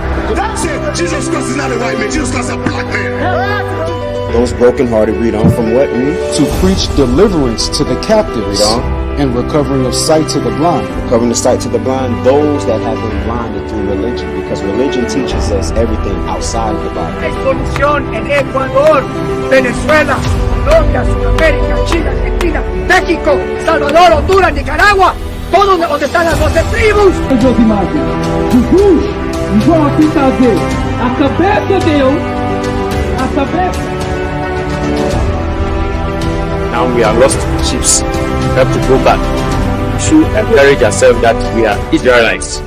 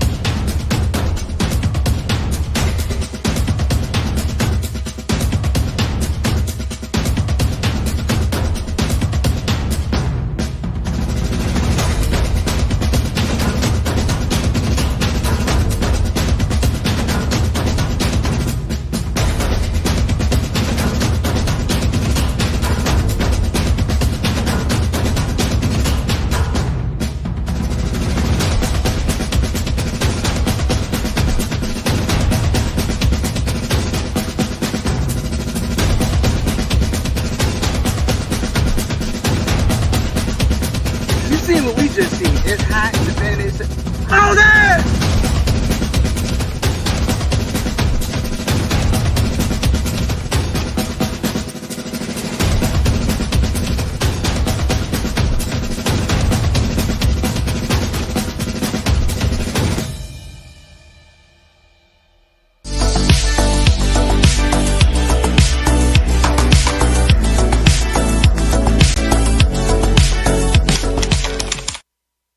Hey, Shalom Israel, Most High Christ blessed, Captain Together Light, Israel United in Christ. And today we did our first ever Youth Violence and Conflict Resolution Seminar here in the Atlanta greater area. Now, one thing we did a little bit different this time, we had a panel discussion, all right? So we had some school teachers, we had coaches, we had motivational speakers, we had people that own businesses and brands, and we brought them all together along with Israel United in Christ. We talked about some of the issues plaguing our community and the solutions for it. So how do we become men and how do we prosper? He said it's because we keep God's commandments, his charge, his statutes, and his testimonies. We have not learned that. We dead, we living, we breathing, but we dead spiritually. We don't know nothing about ourselves. So we don't know what we supposed to be doing.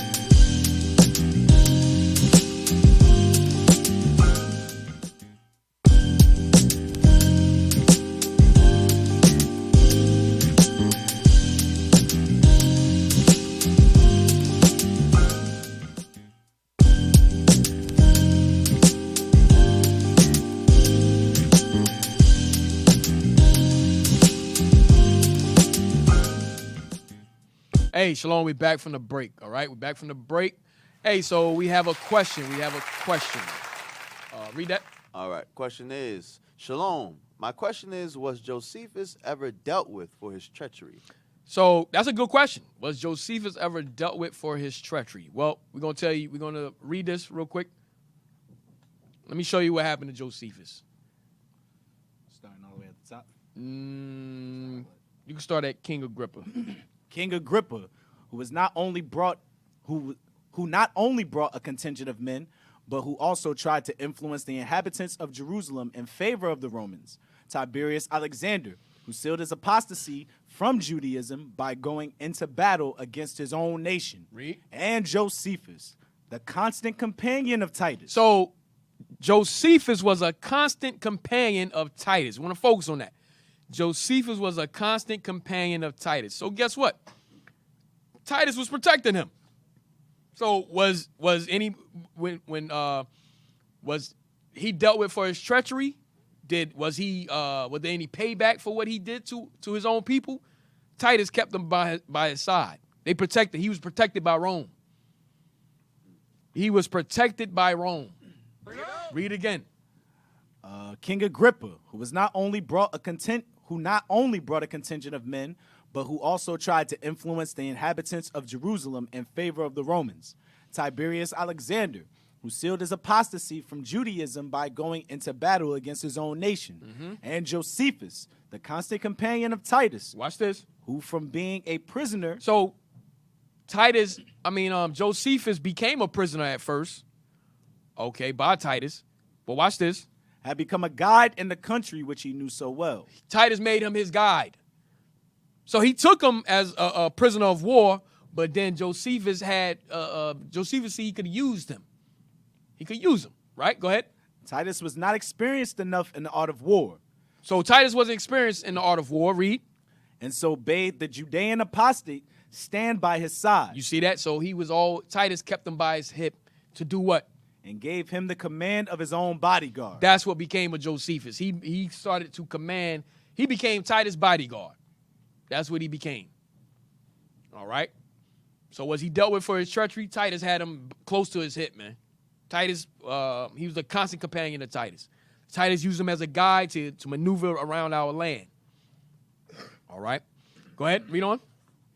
But the hostile factions had drawn together when this new danger threatened them.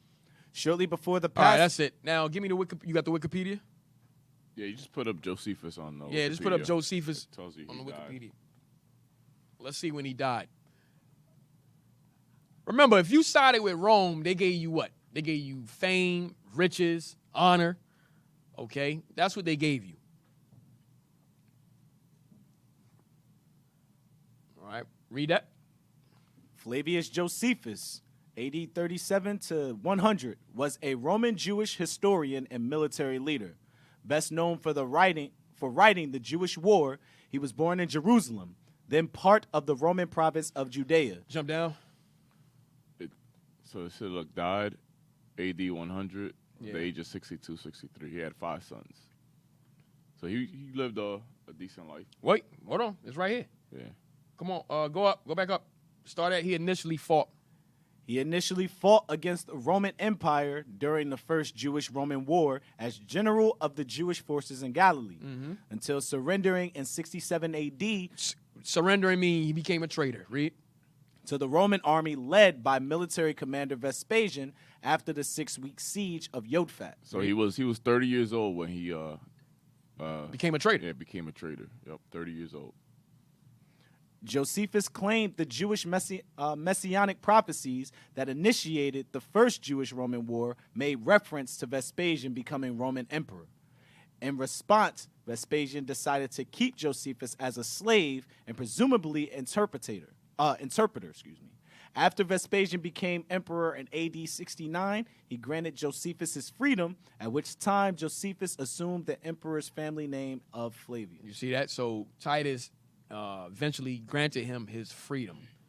All right, read on. Flavius Josephus fully defected to the Roman side and was granted Roman citizenship. So they gave him Roman citizenship. He became a full Roman citizen. Go ahead. He became an advisor. He became a Roman. Go ahead. He was a how we say it? He was a chocolate covered Edomite. Go ahead. He became an advisor and friend of Vespasian's son Titus, serving as his translator when Titus led the siege of Jerusalem in 70 AD. So he became his translator also, read. Since the siege proved ineffective at stopping the Jewish revolt, the city's pillaging and the looting and destruction of Herod's temple, the second temple soon followed. So Josephus was not dealt with for his treachery. Of course, the Most High, he died, but the thing was he was granted freedom. He granted Roman citizenship. He lived a regular life. All right, after that. He lived an extra 30 years after he surrendered to Rome. So So if he was killed, anything for his treachery, nah. All right. I mean, the Most High eventually killed. I mean, he eventually died. He'll be judged. He'll be judged for that. He'll be judged for that. Okay. It was something I thought about. I don't know what it was. Go back to that page. It was something I thought about.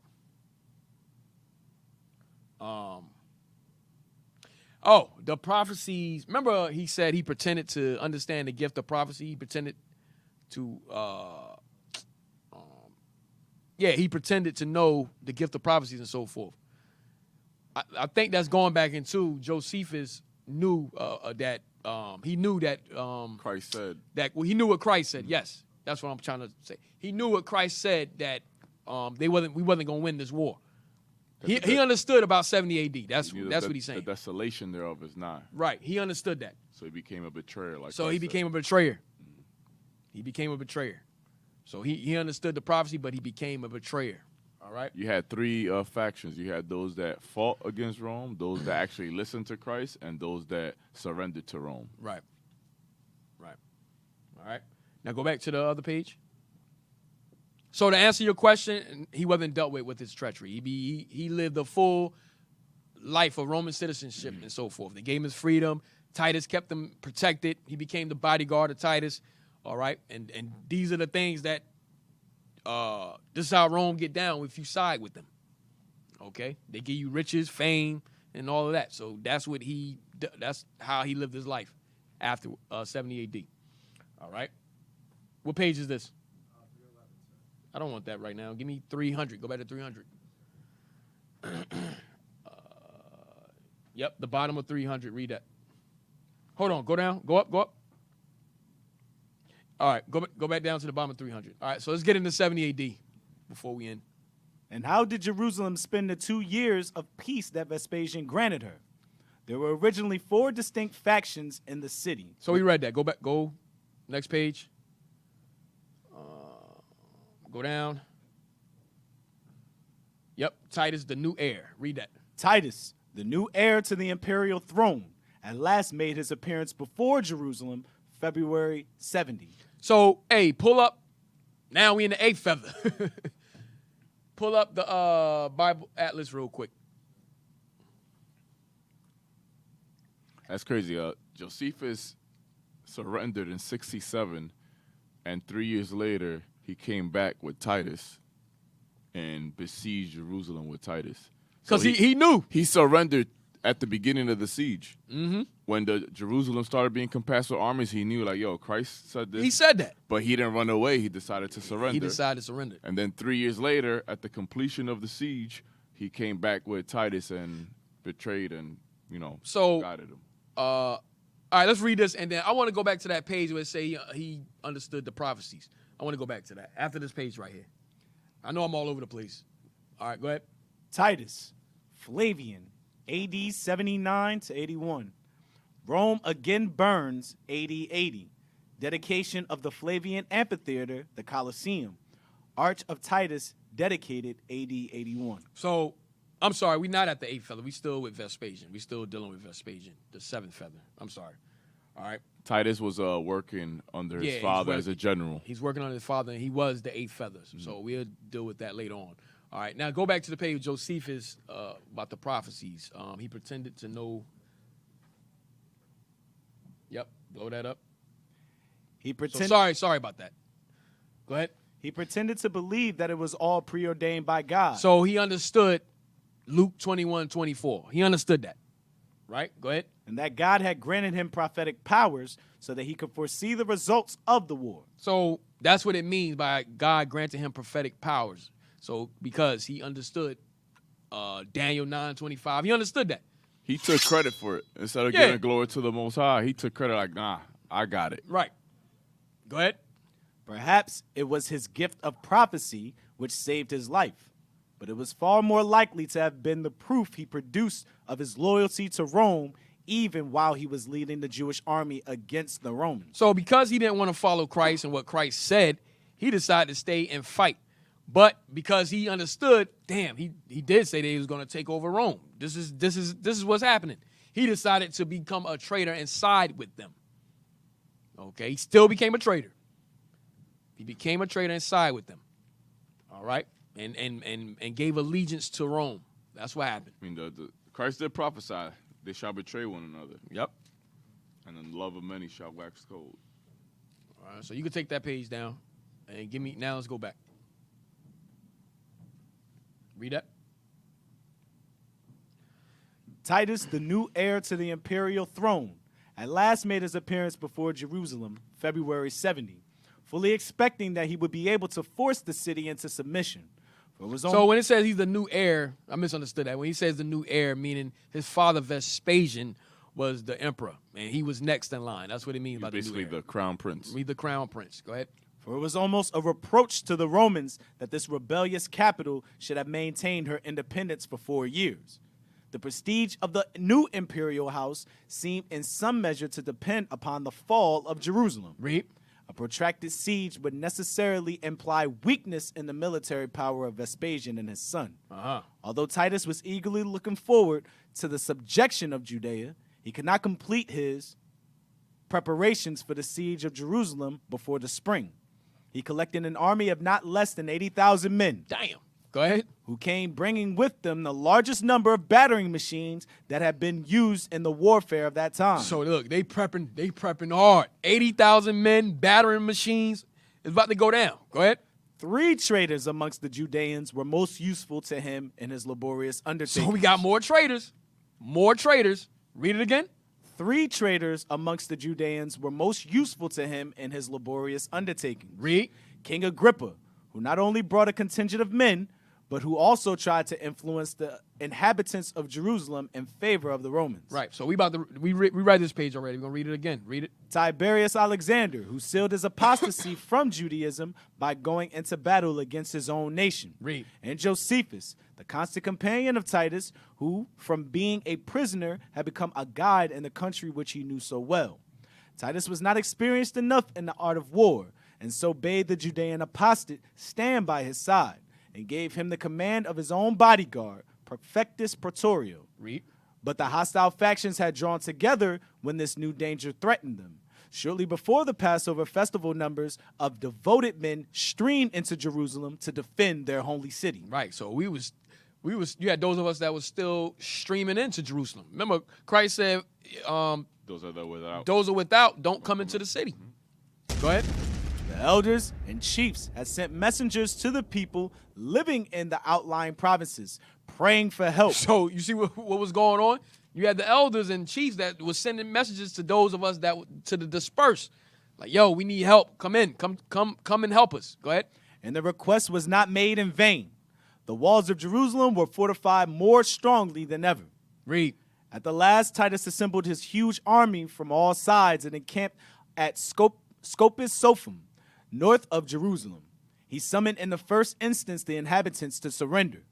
He demanded only submission, acknowledgement of the Roman rule, and payment of the taxes. So that's all he wanted at first, right? Go ahead. Eager as he was to return to Rome, where all the enjoyments belonging to his great position were awaiting him, he was ready to deal gently with the Judeans. Besides which, his devotion to a Judean princess, who, in spite of her errors, still clung faithfully to the holy city, made him anxious to spare that city from destruction. But the Judeans refused all negotiation. So it says, beside which his devotion to a Judean princess. It's always a sister that's always in the mix of something. You can't make this up. Besides which his devotion to a Judean princess who, in spite of her errors, still clung faithfully to the holy city. How she still clung faithfully to the holy city? Do you see what it's saying? In spite of her errors, because she sided with him. Go ahead. in spite of her errors, still clung faithfully to the holy city, made him anxious to spare that city from destruction. Why? Because he was messing with her. He was dealing with her. So he was like, damn, I'm going to have to spare this city. I think that Jewish princess, Was Judean princess, was the daughter of King Agrippa. Oh, okay. Yeah. Berenice. Yep. Yes. That's Berenice. Go ahead. But the Judeans refused all negotiation. They had. So I apologize, sisters. That was Berenice. Go ahead. They had sworn to defend their city with their lives and would not hear of surrender. Then the siege began in earnest. All the gardens and groves to the north and west of Jerusalem, the first points of the attack, were unsparingly destroyed. Titus, anxious to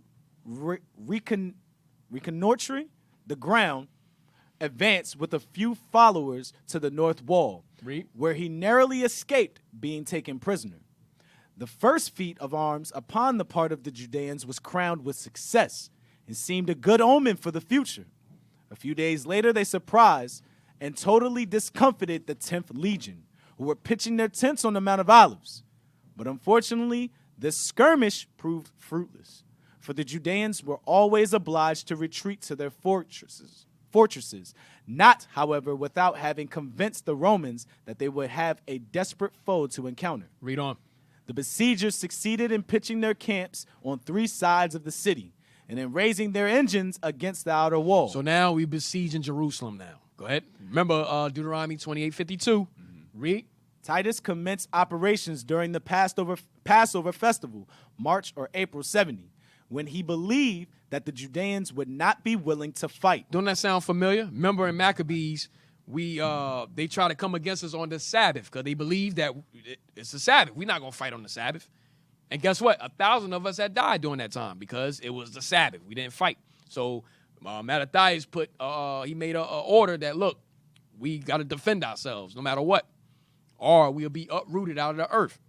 So same thing here. They understood, like, yo, nah, let's come against them on Passover because we know they ain't gonna try to fight us, right? Go ahead, read that again. The besiegers. The besiegers succeeded in pitching their camps on 3 sides of the city and in raising their engines against the outer wall. Titus commenced operations during the Passover festival, March or April 70, when he believed that the Judeans would not be willing to fight. Read. But as soon as the engines were in working order, they rushed like demons from their retreat, destroying the battering rams, scattering the workmen, and bringing alarm and confusion upon the enemy. Read. Not only the zealots, but all who could carry arms took part in the defense, the women setting splendid examples of heroism to the men. So you had our women that was helping. Go ahead. The besieged threw masses of stone upon their assailants, poured boiling oil upon their heads, seized the ponderous missiles that were hurled into the city, and turned them into tools of destruction against the Romans. Read. But the latter succeeded in repairing the broken battering rams and in forcing the Judeans, after 15 days of conflict, back from the outer wall. This wall, the scene of a desperate struggle, was at last taken by the Romans, who, while making themselves masters of it, seized the suburban town of Bezetha. All right, let me see if I want anything here. Go down. Yep, let's read. Go back up to the top. The skirmishes. The skirmishes were now carried on daily and with increasing bitterness. After 17 days of unremitting labor, the Romans succeeded in raising their banks opposite the Antonine Tower. But John of Gischala and some heroic followers of Bar Giora, creeping through a subterranean passage, destroyed these works by setting fire to them. With the ever-increasing danger grew the heroism of the besieged. All Josephus's persuasive words, prompted by Titus, were useless. There were but 2 courses left open to them: victory or death. At the very outset of the siege, they had learned what they would have to expect from the Romans. Titus, surnamed the light of all mankind, crucified at times 500 of his prisoners in a day. So Titus was crucifying us like nothing. 500 in one day he crucified us. Read on. Again, he would send them back into the city after cutting off their hands. He was, however, forced to acknowledge to himself that the siege would be one of a long duration. But the horrors of famine were soon to come to his assistance. All egress from and egress into the besieged city being rigorously prevented, the provisions began to fail amongst the thickly crowded populace. You see that? Now provisions, food is being scarce now. Remember, you got millions of people now. Now food is being very, very scarce. Read. Houses and streets were filled with unburied corpses, and the pangs of starvation. The pangs of what? Starvation. Read. Seemed to destroy all feelings of pity in the unfortunate survivors. You see that? Remember, we read that in Deuteronomy 28. The tender and loving man, the tender and loving woman that was delicate among you shall have an evil eye. So it said houses and streets were filled with unburied corpses, and the pangs of starvation seemed to destroy all feelings of pity. We ain't give a damn. We trying to eat. Right? Go ahead. The prospect, a terrible one indeed, of a lingering death sent numbers of deserters to the Romans, where they met with a pitiful fate. As the number of these unfortunate fugitives increased, the zealots treated those whom they suspected of defection with still greater severity. A conspiracy being discovered amongst Bar Giorgis' followers, that leader relentlessly punished the guilty with death. How? Read.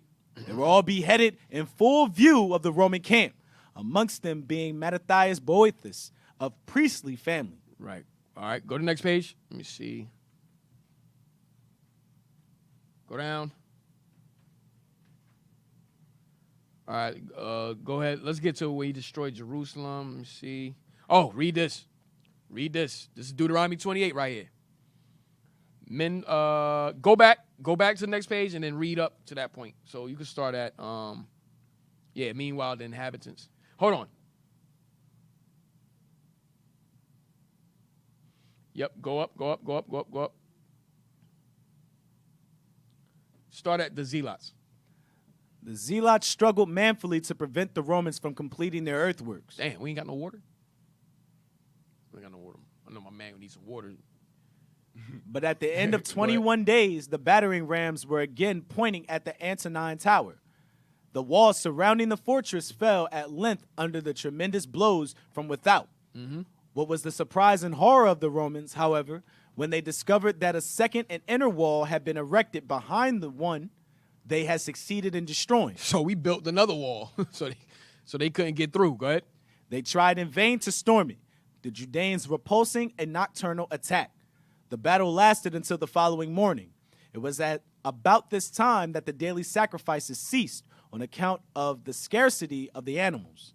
Titus seized this opportunity again to summon the besieged to surrender. But the mere sight of the interpreter who bore the message aroused the indignation of the besieged. John of Gischala replied that the holy city could not be destroyed and that God held her fate in his hands. Read. The Judeans then withdrew to their last point of defense, the temple. The battering rams were raised against the sacred walls. The unfortunate people were compelled to destroy the colonnades leading to the Antonine Tower, thus cutting off all connection with that fortress. They spared no craft to tire out the Romans, even setting fire to some of the pillars attached to the temple, and then pretending to take flight. This stratagem succeeded in making the Romans climb over the walls, beyond which the Judeans lay in ambush to receive them, putting them to the sword or casting them into the flames. But the fire could not be extinguished, and the beautiful colonnade of the western side was entirely destroyed. All right, watch this. Read on. Meanwhile, the inhabitants of the city were suffering cruelly from famine, which was sapping their life, obliterating all distinctions between rich and poor, and giving free scope to the lowest passions. Watch this. Money had lost its value, for it could not purchase bread. So we can't purchase bread. Money lost its value. Read. Men fought desperately in the streets over the most loathsome and disgusting food. Here we go. It says men fought desperately in the streets over the most loathsome and disgusting food. Digging in trash cans and so forth. Read. A handful of straw, a piece of leather, all thrown to the dogs. Watch this. The wealthy Martha, wife of the high priest. So hold. Remember Deuteronomy 28. Let's read that again before we get this. About the woman. Go to the woman.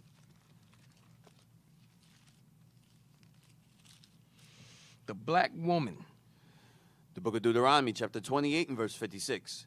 The tender and delicate woman among you, which would not adventure to set the sole of her foot upon the ground for delicateness and tenderness.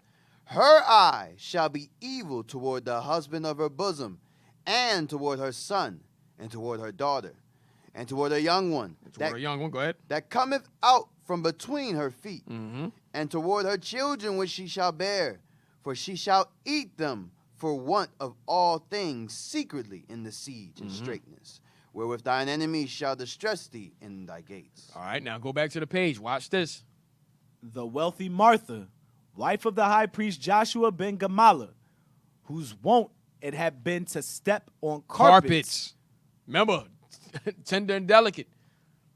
Tender and delicate. Yeah, that was her custom. That was her custom.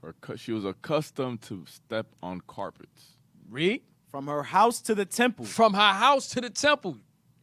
Go ahead. Was found searching the town like the very poorest for a morsel of food, of even the most revolting description. You see that? So even of the most revolting description. She was wealthy. All right. Remember it said that wouldn't venture to put her feet. I'm tearing it up. Paraphrasing. Go back to it. And the tender and delicate woman among you, which would not adventure to set the sole of her foot upon the ground. Right. So this is the example. This is history now. Go ahead. As if not one line of the old prophecy concerning the doom of Judea was to remain unfulfilled. A terrible scene was enacted, which struck even the enemy with horror. Watch this. A woman by the name of Miriam, who had fled from Perea to the capital, actually killed and devoured her own child. You see that? Yo, the Most High don't play, man. What he said was going to happen, happened. Okay?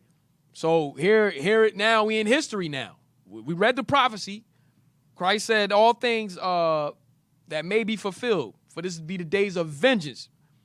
Okay? And here we are reading in history now of what went down. Woe to those that give suck. Right? Woe to those that give suck. Read it again.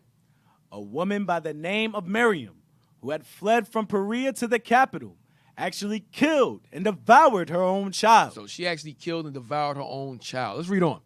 The rapidly increasing number of unburied corpses made the sultry summer air pestilential, and the populace fell a prey to sickness, famine, and the sword. But the army of the besieged fought on with unbroken courage. They rushed to the battlefield, although fainting with hunger and surrounded by grim pictures of death, as bravely as had been their wont in the early days of the siege. The Romans were amazed at the unflinching heroism of the zealots, at their devotion to the sanctuary and to the cause of their people. Read. In fact, they grew to look upon them as invincible, and stimulated by this belief, some few of their number were actually known to desert their colors and their faith and to accept Judaism, persuaded in their turn that the holy city could never fall into the hands of the enemy. Read. Proud as the Judeans well might be of these voluntary proselytes, at this, the supreme moment of their history, they volunteered to guard them as best they could from the horrors of starvation. Okay, read on. Meanwhile, the Romans had begun to batter the outer walls of the courts of the temple. So now we dealing with the temple. Read. For 6 days, they had been working in vain. Go down. Let's skip through some of this. So was it saying that some of the Romans deserted the Romans and went with the zealots? Yeah. And then we said we were going to protect them as much as Right. we can? Because they looked at us as invincible. Like, damn, we can't beat them, so we should join them. Can't beat them, join them. Go ahead. Start on the knife. Let me see. Go down. Go up. Go up. No. Just move down.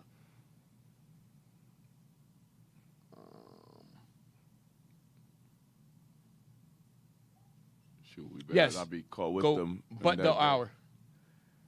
Say it again. On the knife. Yeah, start the knife. So we better not be caught with them in that day. Right. We shall be thrust through.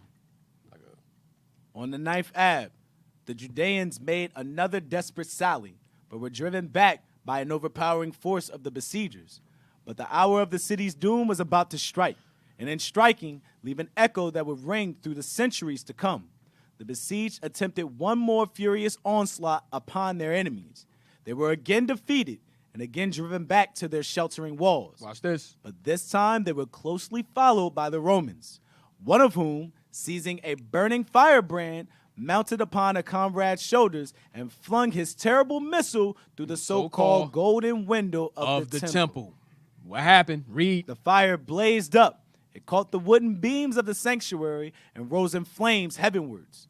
At this sight, the bravest of the Judeans recoiled, terror-stricken. Titus hurried to the spot with his troops and shouted to the soldiers to extinguish the flames, but no one heeded him. They let the temple burn. Go ahead. The maddened soldiery plunged into the courts of the temple, murdering all who came within their reach, and hurling there the savage soldiery of Rome. But she was more desolate now than in the days of her first captivity.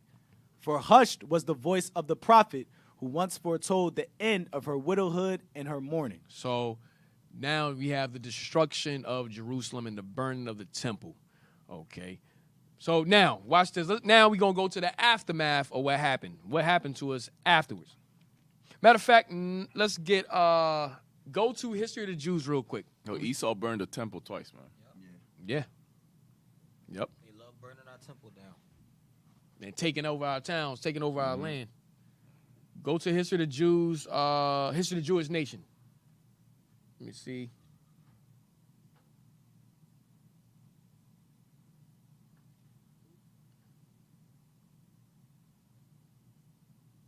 What I want. Next page. All right, go back. Go back.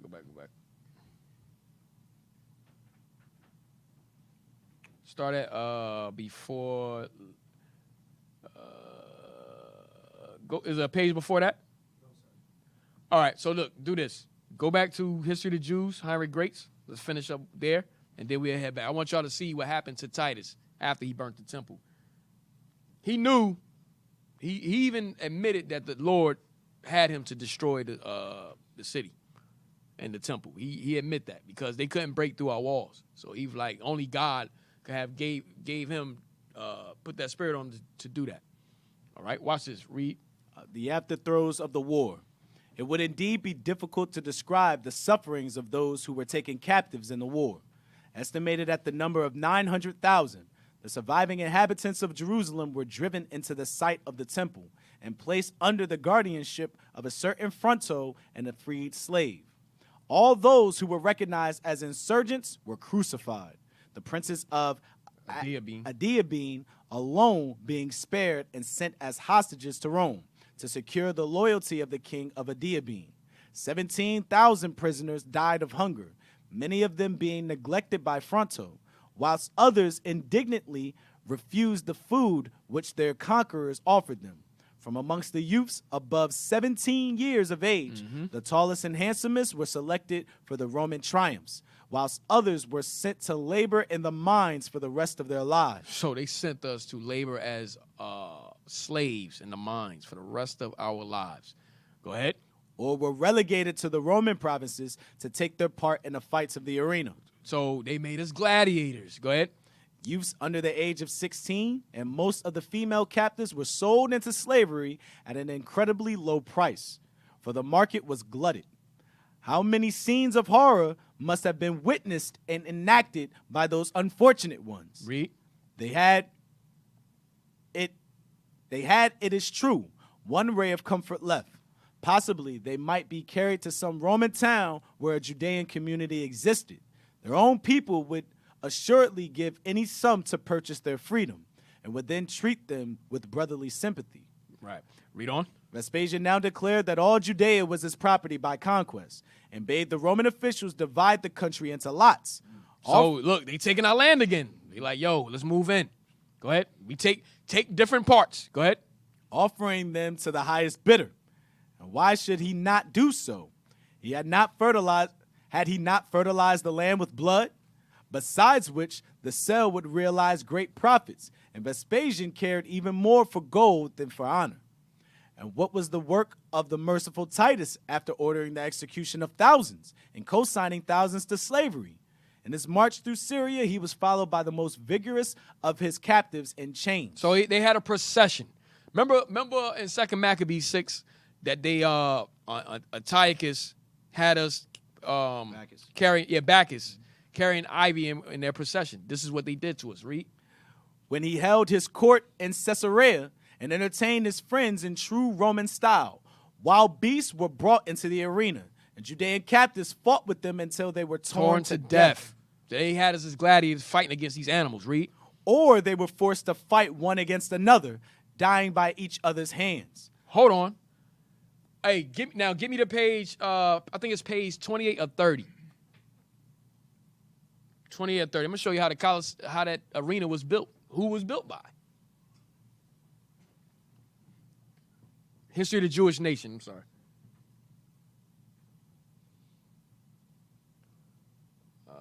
Is that it?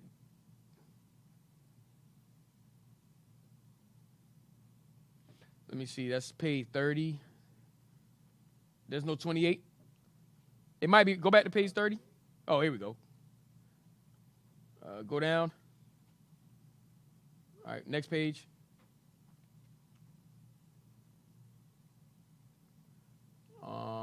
Yeah, let's go. Read that. Wherever the victor appeared, at Peneus, Berytus, Beirut, and in other Syrian towns, festivities were celebrated in honor of himself, of the Emperor Vespasian, Titus his father, and of Domitian his brother. As usual, on similar occasions, thousands of Jewish captives had to contend in the arena, either with each other or with wild beasts for the amusement of the spectators. Go down.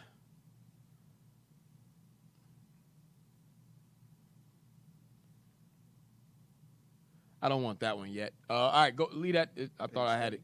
Yeah, we built the Coliseum. I thought I gave him that page. Go back. Let me see. Page 30. Check page 30 again. Page 30.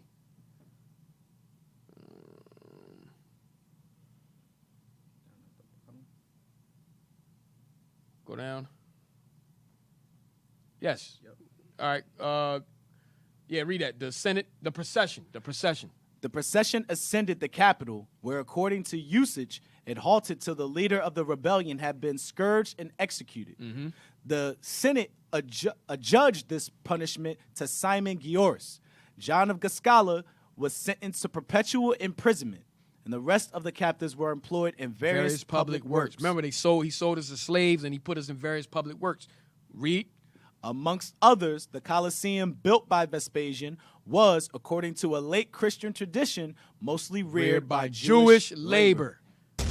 So we built the Colosseum in an arena that we had to go fight in now. So they made us build it, and then we had to go and die in it. Okay, read that again.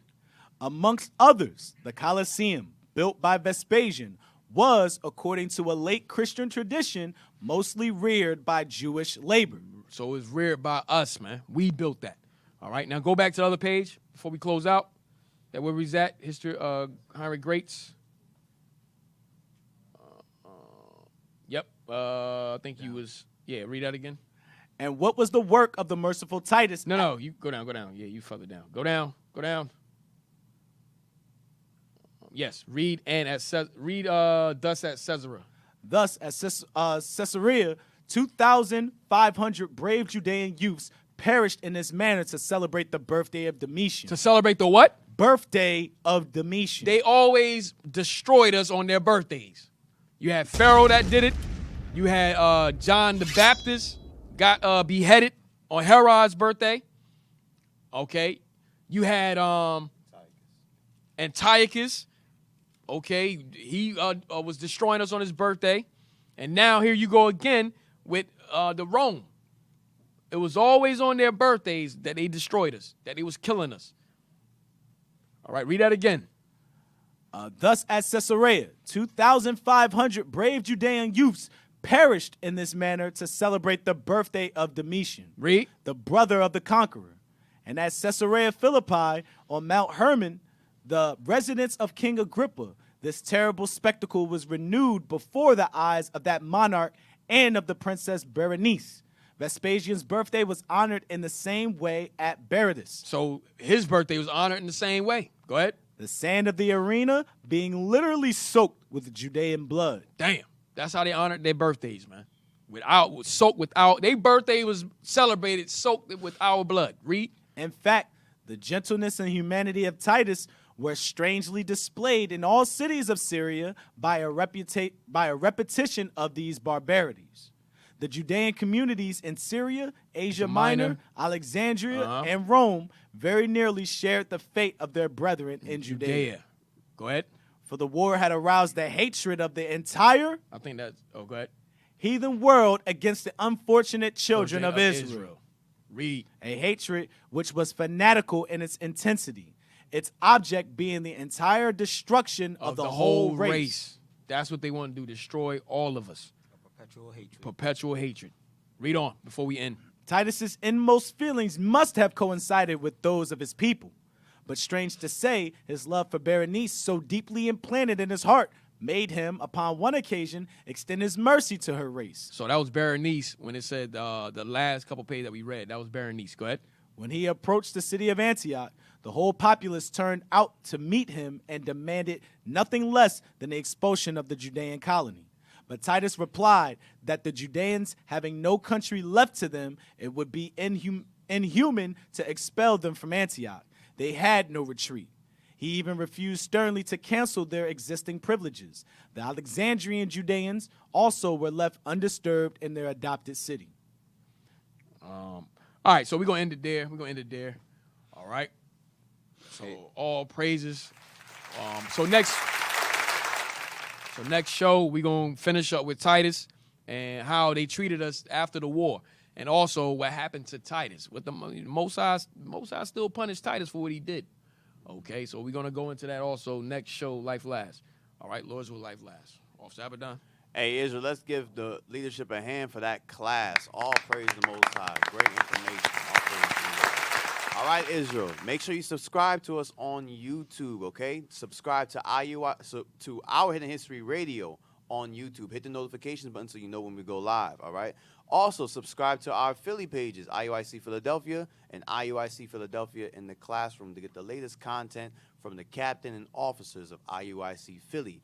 You can donate to Our Hidden History on PayPal, too, IUIC.Philadelphia at IsraelUnite.org. In the comments section, put OHH so we can purchase more books to bring out to you. Donate to the Booster Club. You can donate to the Booster Club on PayPal, too, IUIC.Fundraising at IsraelUnite.org. Last but not least, subscribe to IUIC TV to get exclusive content from the leadership of IUIC. And tune in next to Raven and Wolves with Deacon Malafire. All right, all praises. Let's give a shout out to IT. I know we got a late start, but they got themselves together. All praises. All right. Never mind. Let's give a shout out to the sisters for making the breakfast for us this morning. All right, so we always want to honor IT and honor the sisters. Okay, so with that, we're going to say shalom next show. Shalom. Bless.